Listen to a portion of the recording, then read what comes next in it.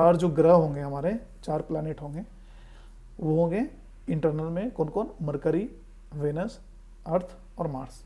External में कौन कौन होंगे, जुपिटर, सैटर्न, यूरेनस और नेपच्यून। ठीक है, प्लूटो क्यों नहीं होगा हम लास्ट में बताएंगे। ठीक है, पहले था वो क्यों नहीं है वो हम लास्ट में बताएंगे। ठीक है, तो ये जो इंटरनल जो भी बताएं, मरकरी, वेनस, अर्थ और मार्स के बीच में एक पट्टी होता है। ठीक है, उस पट्टी को एस्ट्रॉयड बोलते हैं, हिंदी में क्षुद्र ग्रह बोलते हैं। ठीक है, तो हम इस जरिए भी हम डिवाइड कर सकते हैं कि हाँ ये इंटरनल है और एक्सटर्नल है।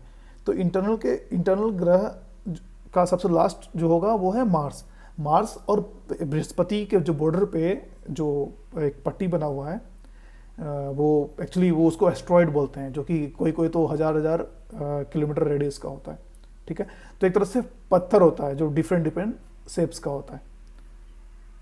ठीक है, तो यहाँ पे हम अपने स्क्रीन पे देख रहे हैं, तो ये हमारा उपग्रह था,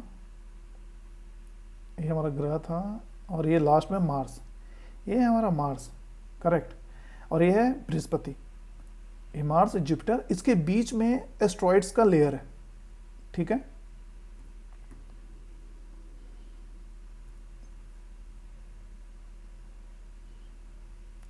हाँ, इसको आउटर प्लैनेट जो बताए थे, आउटर प्लैनेट या एक्सटर्नल प्लैनेट बोलते हैं। ठीक है, तो अब हमारा यही पार्ट बच गया, वो वाला पार्ट हमारा जो था अर्थ वाला और इंटरनल वाला, वो कंप्लीट हो गया।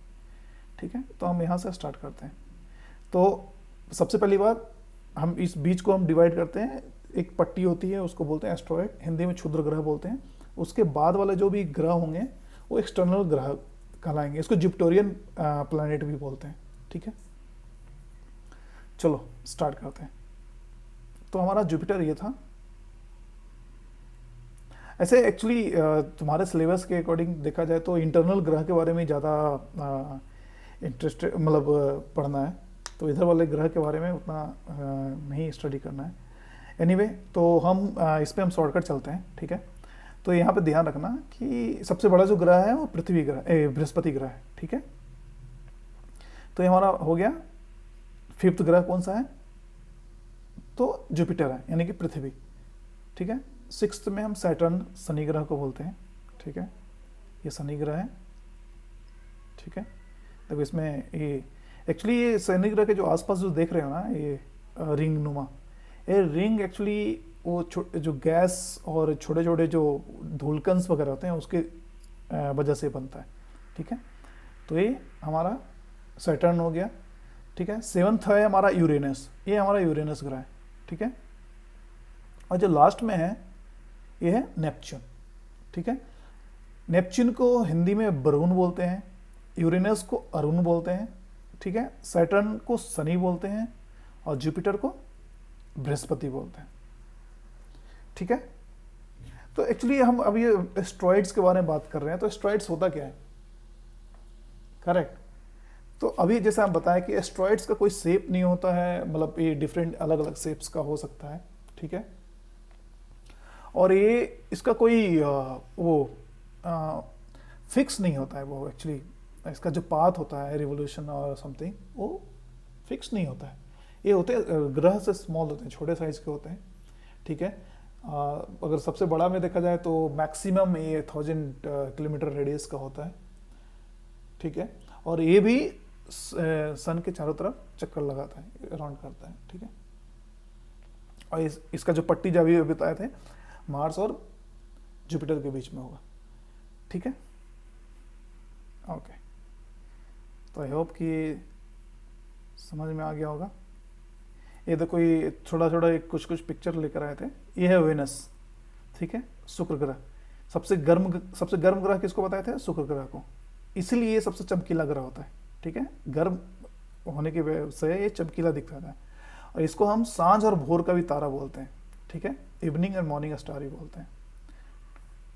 ओके, तो रीजन पता लग गया क्यों गर्म है, तो ये कार्बन डाइऑक्साइड, जैसे हमारा वायुमंडल है डिफरेंट डिफरेंट गैसेस से बने हैं, लेकिन यहाँ पे सबसे ज़्यादा संख्या 98% की संख्या वो होती है, वो कार्बन डाइऑक्साइड की होती है।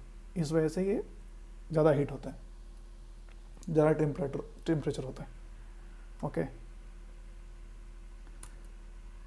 ये एस्ट्रॉइड्स है, कुछ ऐसा दिखता है एस्ट्रॉइड्स। जो अभी दिखा रहे थे, वो एस्ट्रॉइड्स ऐसा होता है।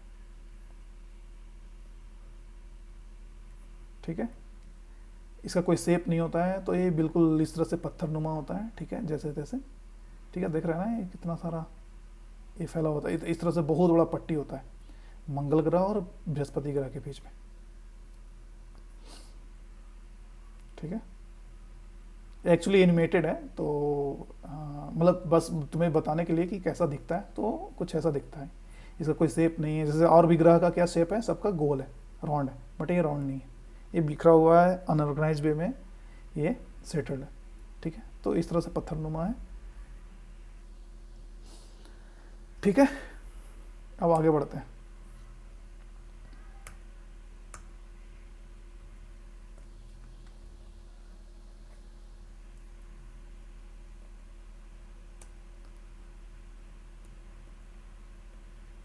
ओके, हाँ, तो एक होता है, सुना होगा, उल्का पिंड। इसको मेट्रॉइड इंग्लिश बोलते हैं, METEORIT, मेट्रॉइड। ठीक है, ये उल्का उल्का पिंड होता है एक्चुअली। ठीक है, तो एक्चुअली कभी कभी सुना होगा उल्का और उल्का पिंड, इन दोनों में डिफरेंट क्या है। पहले तो ये जान लेते कि उल्का होता है क्या है। तो जब ये बता रहे थे, जो छोटे छोटे अनसेप जो पत्थर हैं, ये तो ये क्या होता है कि सन का चक्कर लगाता रहता है। ठीक है, और क्या होता है कि जो हमारी पृथ्वी है, उसके ग्रेविटेशनल पावर की वजह से ये उस अपने पाथ को ना रखकर वो ग्रेविटेशनल फोर्स की वजह से पृथ्वी के कक्ष में आ जाता है। ठीक है, तो हमें पता है कि हम बाद में बताएंगे कि जो हमारा इन्वायरमेंट है, हमारा वातावरण है, वो कितने कितने लेयर में है। तो क्या होता है कि जैसे ही अट्रैक्ट करता है ग्रेविटेशन की वजह से, तो पृथ्वी के वायुमंडल में आते ही एक घर्षण हो जाता है। ठीक है, इस वजह से इसमें ये आग लग जाता है। तो इसको एक आग का गोला ही बोल सकते हैं एक तरह से। और ये अगर एक छोटा छोटा हुआ तो क्या हुआ कि ऊपर से ही जलकर ये राख हो गया। ठीक है, वो गैस में बदल जाता है, चेंज हो जाता है, तो पृथ्वी को नुकसान नहीं पहुंचाता है। बट अगर ये इसकी साइज बहुत बड़ी है, मतलब बहुत बड़ा बड़ा है, जैसे अभी बताया 1000 रेडियस का, 500 रेडियस किलोमीटर रेडियस का, तो उस केस में क्या होता है कि ये पृथ्वी को अट्रैक्ट करता है, पृथ्वी की तरफ जाता है। ठीक है, तो पृथ्वी पे अगर गिर गया तो हम उसी को उल्का पिंड बोलते हैं, मेट्रॉइड बोलते हैं। ठीक है, बाकी इन चीज़ों को हम उल्का बोलते हैं। ठीक है, ये डिफरेंट है उल्का पिंड और उल्का में। ठीक है, तो आई थिंक ये सबको समझ में आ गया होगा। अब आते हैं धूमकेतु, पुच्छल तारा। ये चीज़ दिख रहा है तुम्हें? ओके, तो धूमकेतु कुछ ऐसा दिखता है, करेक्ट। ये देखो, जैसे होता है ना कि हाँ कुछ विशेष मांगने हो, कुछ मांग लो, जब गिरता हुआ तो कोई विश मांगो तो पूरा हो जाता है। तो ये एक्चुअली ये कॉमेट है। ठीक है, इसी को बोलते हैं धूमकेतु या पुच्छल तारा बोलते हैं। ठीक है, तो एक्चुअली ये दिख रहा होगा, इसको पुच्छल तारा इसलिए बोलते हैं हिंदी में क्योंकि ये पूछ नुमा होता है। देखो ये लंबा सा, क्योंकि जब घर्षण हो, जब पृथ्वी की तरफ आता है तो घर्षण होके वो गैस पीछे से होता है। कैसे जो फाइटर प्लेन होता है, तो क्या होता है कि वो थ्रस्ट करता है तो पीछे का आग दिखता है, पूछ टाइप का। तो होता है कुछ नहीं है, ये स्पीड की वजह से ये पीछे का गैस और ये आग दिख रहा है। ठीक है, तो हम इसको कॉमेट बोलते हैं। ठीक है, एक फेमस कॉमेट है जो शायद एग्जाम में पूछता है, उसको बोलते हैं हेली कॉमेट। ठीक है, हेली का पुच्छल तारा या धूमकेतु, वो हमेशा 76 ईयर में दिखता है वो। ठीक है, हर 76 ईयर में दिखता है। ठीक है, तो यहाँ तक आई थिंक क्लियर होंगे हम।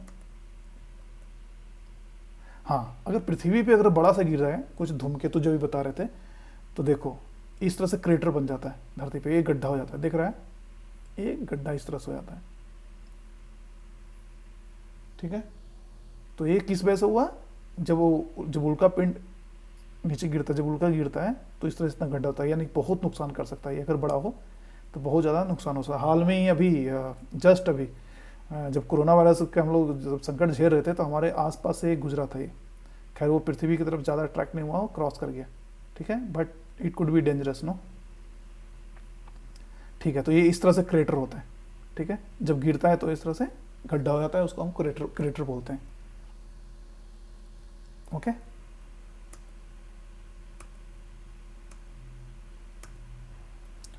चलो अब मून के बारे में थोड़ा सा देखते हैं। तो पृथ्वी के कितने सैटेलाइट हैं? हाँ, पहली बात तो देख लो, सैटेलाइट दो तरह के सैटेलाइट होते हैं, यानी कि दो तरह के उपग्रह होते हैं। एक होता है आर्टिफिशियल, ठीक होता है एक होता है नेचुरल, ठीक है। जो चांद है हमारा, जो ये मून है, वो नेचुरल सैटेलाइट है। जो आर्टिफिशियल होंगे, जो हम लोग लॉन्च करते हैं पृथ्वी से, वो आर्टिफिशियल सैटेलाइट होते हैं, ठीक है। जैसे अभी हम बात कर रहे हैं इंटरनेट के थ्रू, तो कहीं ना कहीं ये सैटेलाइट के थ्रू तुम्हारी तरफ कम्युनिकेट हो रहा है, ये सारी चीज़ें, ठीक है। तो वो artificial intelligent sorry artificial satellite होते हैं, करेक्ट। तो एक्चुअली जो ये मून है हमारा, देखो यहाँ से पृथ्वी है, ये हमारा मून है, ठीक है, ये चंद्रमा है, ठीक है। सबसे पहली बात कि इसकी दूरी कितनी है, तो इसकी दूरी लगभग 3,84,000 के आसपास है, 3,84,000 किलोमीटर के आसपास है, ठीक है। हाँ, एक बार और बताए थे हम लोग कि जब ये कोई भी ग्रह या उपग्रह चक्कर लगाता है तो वो बिल्कुल राउंड नहीं होता है, उसका सेफ स्फेरिकल टाइप का होता है, ठीक है। मतलब एक तरफ की डिस्टेंस ज़्यादा, एक तरफ का डिस्टेंस कम हो सकता है, ठीक है। तो उसी पाथ में ये रिवॉल्व करता है, ठीक है। जो चांद है वो अर्थ के चारों तरफ चक्कर लगाने में उसको 27 दिन 8 आवर्स लगते हैं, 27 डेज एंड 8 आवर्स, ठीक है। और सबसे इंटरेस्टिंग चीज, जो 27 डेज और 8 आवर्स लगाता है ये पृथ्वी के चारों तरफ चक्कर लगाने में, सेम ड्यूरेशन अपने अक्ष पे भी घूमने में, यानी अपने एक्सिस पे इसको चक्कर लगाने में भी उतना ही दिन लगता है। इसलिए पृथ्वी से जो चांद दिखता है वो एक ही हिस्सा दिखता है। क्यों? क्योंकि इसका चक्कर का भी वही स्पीड है, पृथ्वी के चारों जो चक्कर लगाता है वही स्पीड है, और रिवोल्यूशन का भी जो अपने एक्सिस पे घूमता है उसी का भी पीरियड एक ही है। इस वजह से हमें एक तरफ, यानी कि पीछे का हिस्सा नहीं दिखता है। जो अभी भी हमारा जो चंद्रयान मिशन अभी गया था, ठीक है, जो लैंडर, जो रोवर था, वो लैंड तो कर पाया, लेकिन वो क्या हुआ, कोलाइड कर गया चंद्रमा से, ठीक है। तो वो चंद्रमा के पीछे वाले हिस्से पे ही वो लैंड करना था, ठीक है, जो हमें दिखता नहीं है उस एरिया में, तो वो था, ठीक है। हाँ, जो चांद का जो ये हिस्सा दिखता है उसका 57% ही हम लोग को दिख पाता है, यानी कि बाकी के जो हिस्सा है वो हमेशा पृथ्वी से नहीं दिख पाएगा, ठीक है। क्योंकि रिवोल्यूशन, जो पृथ्वी का चक्कर और खुद का जो उसका एक्सिस का जो राउंड है वो सेम होता है, ठीक है। आप सबको पता होगा कि नील आर्मस्ट्रांग सबसे पहले यहाँ पे गया था, कब गया था? 1969 में, ठीक है। हाल में इसका ये सेलिब्रेशन किया था नासा ने और उनके साइंटिस्टों ने 2019 में। चलो, अभी हम बता रहे थे कि जो चंद्रमा और पृथ्वी का जो चक्कर है, जो ये चंद्रमा और पृथ्वी का जो चक्कर है, उसका जो एक्सिस के बीच में जो उसका एक्सिस लगाता है, तो हम पिछले बार भी बताया था, एक्सप्लेन किया था कि जब पृथ्वी चक्कर लगाता है तो एक ऐसा टाइम आता है जब सन के बहुत क्लोज होता है, एक ऐसा टाइम होता है जो सन के बहुत दूर होता है, ठीक है। हाँ, तो जब इन पृथ्वी और चंद्रमा के बीच की जो दूरी सबसे जब क्लोज होगा, ठीक है, तो इसका जो साइज होगा चंद्रमा का वो 14% ज़्यादा दिखेगा, ठीक है। और जो इसका जो ब्राइटनेस है वो 30% ज़्यादा दिखेगा। तो साइज 14% और इसका ब्राइटनेस 30% ज़्यादा दिखेगा, यानी कि चमकीला ये खूब लगेगा उस दिन, ठीक है। जब हाँ, इस सिचुएशन को जब 14% जब साइज में बड़ा दिखेगा और इसका जो चमकीलापन है वो 30% ज़्यादा दिखेगा, तो इस सिचुएशन को हम लोग सुपर मून बोलते हैं। क्या बोलते हैं? Super moon. जब किसी महीने में, जब किसी कैलेंडर महीने में 2 बार ऐसा सिचुएशन आए, सुपर मून होने का 2 बार सिचुएशन आए, ठीक है, तो हम उस चीज को बोलते हैं ब्लू मून। यानी कि 2 बार, एक महीने में 2 बार पूर्णिमा है, ठीक है, उसे हम क्या बोलेंगे? उसको ब्लू मून बोलेंगे, ठीक है। पहला हो गया सुपर मून, जब ये पृथ्वी के बिल्कुल पास में रहता है, सबसे पास में, सबसे क्लोज में, तो इसको बोलेंगे सुपर मून। ऐसा सिचुएशन जब 2 बार आ जाए महीने में, उसको बोलेंगे सुपर मून, ठीक है, सॉरी, उसको बोलेंगे ब्लू मून, ठीक है। और उस साल को हम लोग बोलेंगे मून ईयर। तो हम क्या बताएं, जब हमारा जो मून है पृथ्वी के बिल्कुल पास में होगा, तब उसको हम बोलेंगे सुपरमून। तो अगर सेम मंथ में अगर वो 2 बार आ जाए ऐसा सिचुएशन, हम उस चीज़ को बोलेंगे ब्लू मून। ठीक है, अगर ये ऐसा है जो कैलेंडर मंथ में 2 बार अगर आता है तो हम इस पूरे साल को बोलेंगे मून ईयर। तो आई थिंक ये क्लियर होगा। ठीक है, हाँ, चंद्रमा पे जो इस चांद पे है, चांद पे जो ग्रेविटेशन फोर्स होता है, अभी हमारा ग्रेविटेशन फोर्स क्या है पृथ्वी पे, तो 9.8। ठीक है, तो चंद्रमा पे क्या हो जाता है, ये 1/6 हो जाता है। लेट्स सपोज कि हमारा जो वेट है वो 60 kg है, तो मेरा चंद्रमा पे कितना kg हो जाएगा, वो 10 kg होगा। तो ये है, तो चंद्रमा पे ग्रेविटेशन कम होता है। कितना कम होता है, तो 1/6 का। ठीक है, अब चलते हैं। हाँ, एक हम बताए थे कि बाद में सबसे लास्ट में प्लूटो के बारे में बताएंगे। तो एक्चुअली प्लूटो पहले पहले 9 प्लैनेट था। ठीक है, लेकिन प्लूटो को ग्रह के कैटेगरी से हटा दिया गया। ठीक है, 2006 में एक इंटरनेशनल एस्ट्रोनॉट ग्रुप का जो मीटिंग हुआ, उसमें मतलब जितने भी साइंटिस्ट थे, जितने भी एस्ट्रोलॉजर थे, सब वहाँ पे मीटिंग में थे और आपस में ब्रेन स्टॉर्म किए, मतलब आपस में बातचीत किए, विचार किए। तब जाके फिर प्लूटो को सोचा गया कि प्लूटो को ग्रह की कैटेगरी में नहीं रखते हैं। क्यों नहीं रखते हैं, क्योंकि एक हमारे साइंटिस्ट थे केपलर्स। ठीक है, उन्होंने एक सिद्धांत दिया था ग्रह होने का, एक थ्योरी दिया था कि अगर ये कंडीशन फुलफिल होता है तो हम उसको ग्रह मानते हैं। वो उस कंडीशन में प्लूटो फिट नहीं बैठता है, इसलिए हम अब प्लूटो को उस कैटेगरी में, ग्रह की कैटेगरी में नहीं रखते हैं। तो ये ध्यान रखना। ठीक है, तो अब हमारे 8 ही ग्रह हैं। ठीक है, तो अभी तक तो इतना ही है फिलहाल। हाँ, कुछ कुछ पॉइंट्स हैं, जैसे कि अभी सबसे जो ब्राइटेस्ट स्टार किसको बोलते हैं, तो उसको बोलते हैं साइरस स्टार को, साइरस तारा को बोलते हैं सबसे चमकीला तारा। तो ध्यान रखना 2 चीज में, चमकीला और सबसे क्लोजेस्ट। ऐसा नहीं कि सबसे क्लोज है तो सबसे चमकीला है, नहीं। जो साइरस स्टार है वो सबसे चमकीला है, बट प्रॉक्सिमा सेंचुरी हमारे सौर मंडल से नजदीक है। सबसे क्लोजेस्ट कौन सा होगा, प्रॉक्सिमा सेंचुरी, ये स्टार है जो हमारे सौर मंडल से बहुत ही नजदीक है। ठीक है, बट ब्राइटेस्ट कौन सा होगा, तो साइरस होगा। ठीक है, यहां तक कोई क्वेश्चन है तो पूछो।